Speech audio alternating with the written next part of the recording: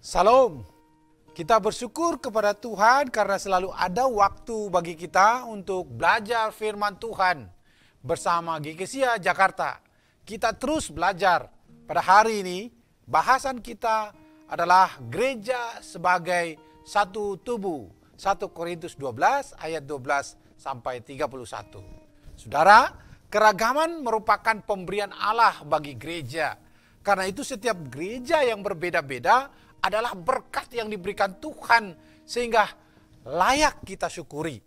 Memang diakui bahwa dalam menghadapi perbedaan ada godaan untuk tercerai-berai. Manakala penekanan utamanya adalah kepentingan pribadi, maka arahnya dapat berubah dalam bentuk persaingan dalam gereja. Namun manakala memahami tujuan keragaman sebagai tubuh Kristus, arahnya akan sampai pada saling meneguhkan dan menguatkan. Saudara, memperhatikan keragaman yang Tuhan berikan kepada jemaat, maka melalui firman Tuhan ini, kita menemukan 3 prinsip penting yang harus dimiliki jemaat sehingga tetap erat bersatu dalam keragaman yang Tuhan berikan kepada kita. Yang pertama, semua sama di hadapan Tuhan. Sebagaimana digambarkan ayat 13 dan 14 bahwa tubuh dipakai untuk menjelaskan keragaman yang terdapat dalam gereja sangatlah tepat dan benar. Sama seperti semua anggota tubuh adalah tubuh, demikianlah setiap pribadi jemaat adalah gereja milik Tuhan.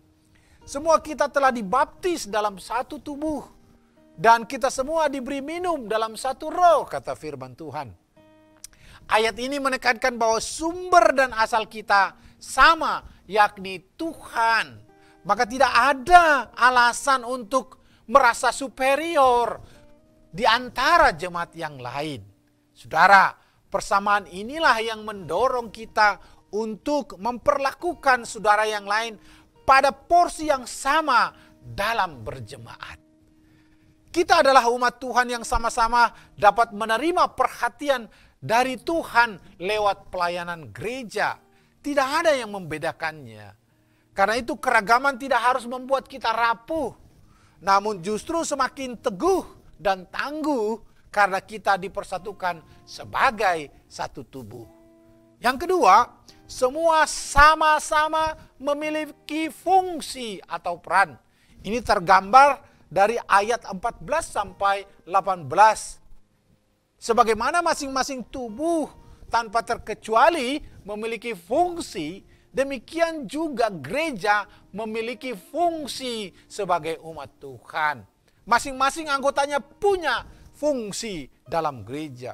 Semua berguna dan dapat peran yang akan melakukan sesuai dengan apa yang diperintahkan kepala gereja, Yesus Kristus bagi mereka.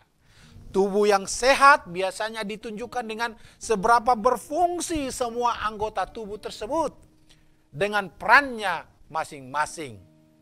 Demikian juga gereja juga yang akan disebut sehat manakala semua jemaat melakukan fungsinya sesuai dengan peran yang dipercayakan Tuhan kepadanya. Karena itu keragaman akan menjadi berkat tatkala kita melaksanakan peran kita dalam pelayanan gereja, baik dalam pelayanan marturia, pemberitaan Injil, koinonia, persekutuan jemaat, dan diakonia, pelayanan sosial.